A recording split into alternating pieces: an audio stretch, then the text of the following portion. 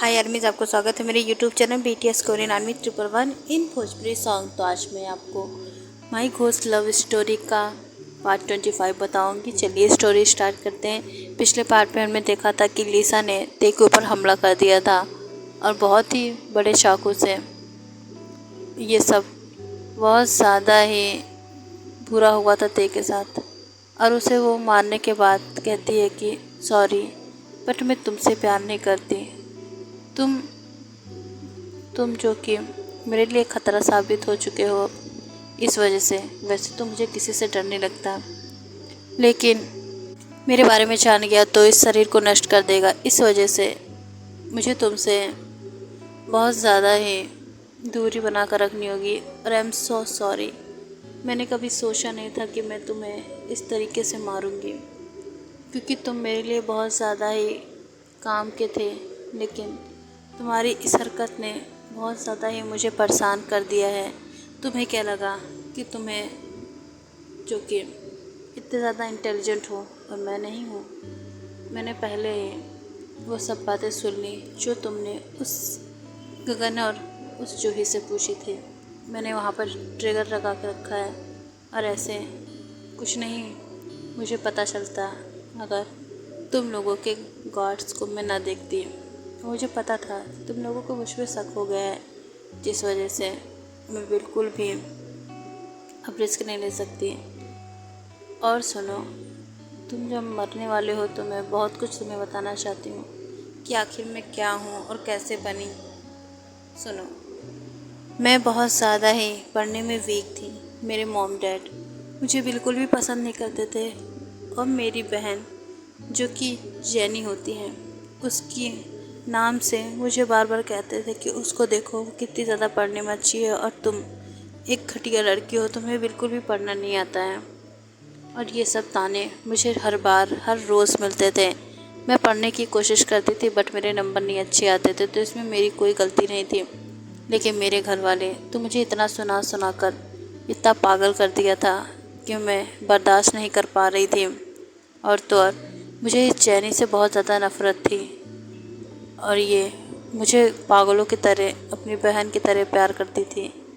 लेकिन ये नहीं जानती थी कि मैं इससे कितना नफ़रत करती हूँ, कि मुझसे बहुत ज़्यादा ही स्वीट बिहेव करती थी। शायद इस वजह से ही इसने मुझे अपने शरीर में आने दिया, और बहुत ज़्यादा ही ये पागलों जैसी रिएक्ट करती थी। दिन भर पढ़ती रहती थी, दिन भर। और मैं अगर कहीं खेलने भी चली जाऊँ तो मेरे घर वाले मुझे डांट कर पढ़ने के लिए बैठा देते थे, जैसे कि पढ़ाई ही सब कुछ होती है। लेकिन मुझे पढ़ने में बिल्कुल भी इंटरेस्ट नहीं था। लेकिन मेरे घर वाले जो कि ये बात मानने को तैयार नहीं थे। और फिर मैंने बहुत ज़्यादा डांट खाने के बाद डिसाइड किया कि मैं अब पढ़ूंगी, क्योंकि मैं अपने परिवार को इस तरीके से नहीं देख सकती कि वो किसी और की तारीफ़ करे। तो मैंने जब सोच लिया कि मैं पढ़ूंगी, और मैं पढ़ने के बाद ही कॉलेज से घर जा रही थी, तभी मेरा एक्सीडेंट हो गया और मेरी वहीं डेथ हो गई। भगवान जो कि नहीं चाहते थे कि मैं अपनी पढ़ाई पूरी कर पाऊँ, इस वजह से उन्होंने मेरा एक्सीडेंट करवा दिया, और वो भी बहुत बुरी तरीके से कि मेरी मौत ही हो गई। और ये इच्छा मेरी अधूरी रह गई।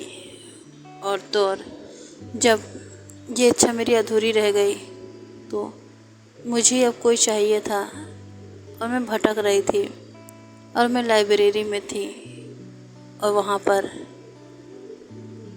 रोज़ आई, रोज़ जो कि मुझे देख सकती थी, मुझसे बातें कर सकती थी। मैं बहुत ज़्यादा शॉक हो गई, क्योंकि आज से पहले किसी ने भी मुझे ना देखा था, ना ही मुझसे बातें की थी। जब उसने मुझसे बातें की तो मुझे उम्मीद की किरण दिखी कि ये मेरी आखिरी इच्छा पूरी करवा सकती है। और उसने बहुत ही प्यार से मुझे एक अच्छी आत्मा समझकर मुझे वो सब बताया जिससे मैं किसी दूसरे के शरीर में जा सकती हूँ। लेकिन उसे नहीं पता था कि मैं एक बुरी आत्मा हूँ, और बस वही एक ऐसी चीज़ थी। और मुझे पता था कि जैनी मुझे कभी भी अपने शरीर देने से मना नहीं करेगी। इस वजह से मैं बहुत ज़्यादा खुशी से उसके पास गई और उससे रिक्वेस्ट किया। पहले तो वो मुझ पर विश्वास नहीं कर पाई और मुझसे डरने लगी। फिर अगले ही पल वो जब मेरी सिचुएशन को समझ पाई तो उसने कहा, ठीक है, तुम मेरे शरीर में आकर अपनी इच्छा पूरी कर सकती हो। तो फिर क्या था, इस बार की टॉपर मैं बन गई और मेरी इच्छा भी पूरी हो गई। बट मैं जब इच्छा अपनी पूरी कर चुकी तो मुझे मुक्ति द्वार भी मिल गया, लेकिन मैंने उसे नहीं चुना क्योंकि मुझे अब कुछ और चाहिए था। मैं बहुत कुछ बनना चाहती थी, समाज में अपना नाम करना चाहती थी और बहुत ही लंबी उम्र तक जीना चाहती थी क्योंकि ये दुनिया मुझे बहुत ज़्यादा अच्छी लगने लगी। इस वजह से मैंने उसके शरीर पर कब्जा कर लिया और उसे हर रोज़ मैं जिंदा रखने के लिए खून पीने लगी और उस शरीर को तरोताज़ा बनाती रही। लेकिन जब भी मैं उस शरीर से निकलती तो वो शरीर देखने लायक ही नहीं रहता क्योंकि उसके चेहरे पर बहुत ज़्यादा ही डार्क सर्कल्स थे। जब मैं उसके शरीर से निकलती तो बहुत ज़्यादा कमज़ोर हो जाती क्योंकि मैंने उसे इतना कमज़ोर बना दिया था कि वो कहीं भागना चाहे तो भी मुझसे ना भाग पाए। और यही सब जो बहुत ज़्यादा ही मुझे अच्छा लगता था। और ऐसे ही मैंने एक दिन तुम्हें लंदन में देखा क्योंकि तुम वहाँ पर पढ़ाई कर रहे थे, तब मुझे तुम मिले और तुम्हें देखकर मेरे अरमान और भी ज़्यादा बढ़ गए। तब मैंने तुमसे दोस्ती कर ली और तुम तो पागल ही हो गए मेरे पीछे। तुमने तुमसे प्यार कर लिया और मेरे साथ शादी के सपने भी देखने लगे। और तुम्हें क्या लगा कि तुम मुझे अपना बना लोगे, मुझसे शादी कर लोगे और मैं खुशी से तुम्हारे साथ रहकर तुम्हारे बच्चों को पालूंगी। ऐसा बिल्कुल नहीं है। मैं तो सिर्फ इस वजह से तुम्हारे करीब आई क्योंकि मुझे सिर्फ़ और सिर्फ तुम्हारे नाम और रुतबे की ज़रूरत थी जो कि तुमने मुझे दिया।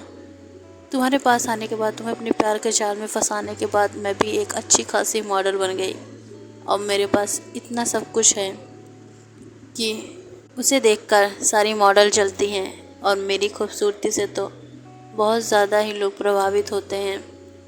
लेकिन जो कि सबसे ख़ास बात है वो ये कि तुम अब ज़िंदा नहीं रहने वाले हो क्योंकि मैं तुम्हें उसी तरीके से मारूंगी जिस तरीके से तुम्हारी जान जेके को मारा था। तो जो कि बहुत ज़्यादा गुस्सा होता है और तो फिर लीसा कहती है कि हाँ, एक बात तो मैं तुम्हें बताना ही भूल गई, तुम्हारी जेके बहुत ज़्यादा ही स्वीट है। वो उन बच्चों को बचाने के लिए मेरे पीछे पीछे आ गई क्योंकि उसे नहीं पता था कि वो किसी इंसान का पीछा नहीं, किसी आत्मा का पीछा कर रही है। और वहाँ पर उसने सारा देख लिया कि मैं कैसे उन बच्चों को मारकर उनका खून पीती हूँ। ये सब तो बहुत ज़्यादा ही उसके लिए डरा देने वाला था और वो बहुत ज़्यादा ही डर के भाग रही थी। तभी मैंने उन दोनों को भेजकर उसे पकड़वाया और जब मैंने उसको पकड़वाया तो वो भागती हुई इधर उधर भाग रही थी। तब मैंने उसे एक रस्सी में बांधकर बहुत ज़्यादा तरीके से उसे टॉर्चर किया। चलो मैं तुम्हें अभी दिखाती हूँ।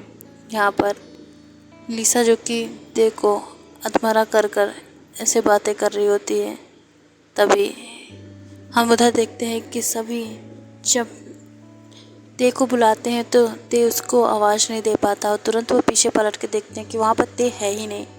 सबके तो होश ही उड़ जाते हैं कि आखिर ये लड़का कहाँ चला गया, अब क्या होगा, क्या करेगा।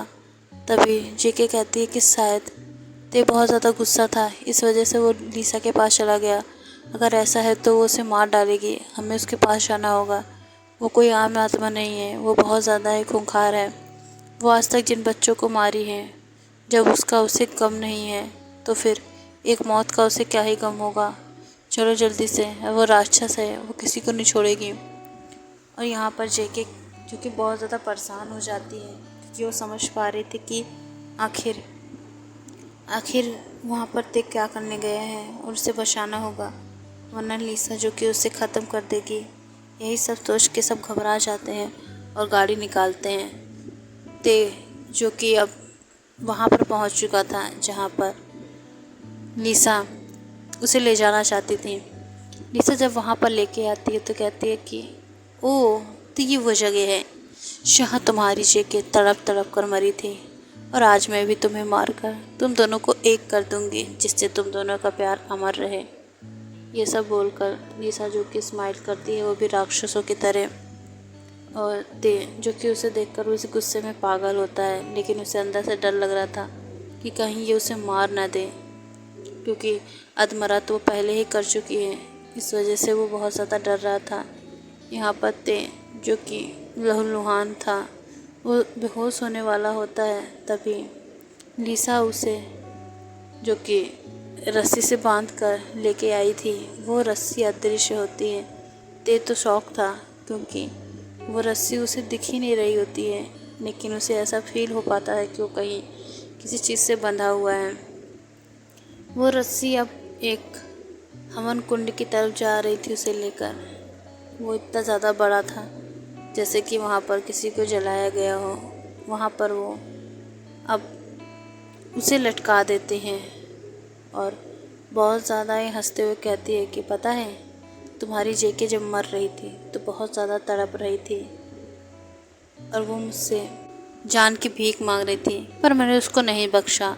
मैंने उसे इतनी बुरी तरीके से मारा कि उसकी रूह तक कांप जाए उसे याद करके।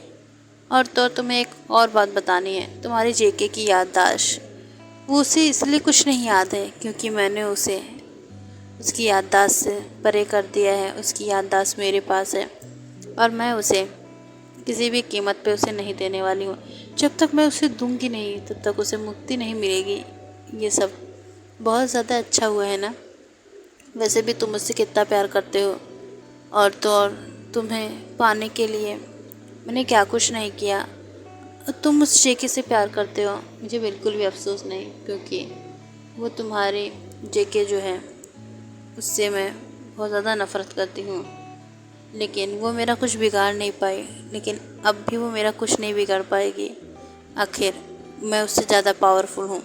ओके आर्मी, जिस पार्ट को मैं एंड करती हूँ, नेक्स्ट पार्ट में जानेंगे कि अब आगे क्या होगा। बाय आर्मी, सरांगे। और स्टोरी अच्छी लगे तो कमेंट ज़रूर कीजिए आर्मी, और ज़्यादा से ज़्यादा व्यूज़ दीजिए। Bye army, सरांगे।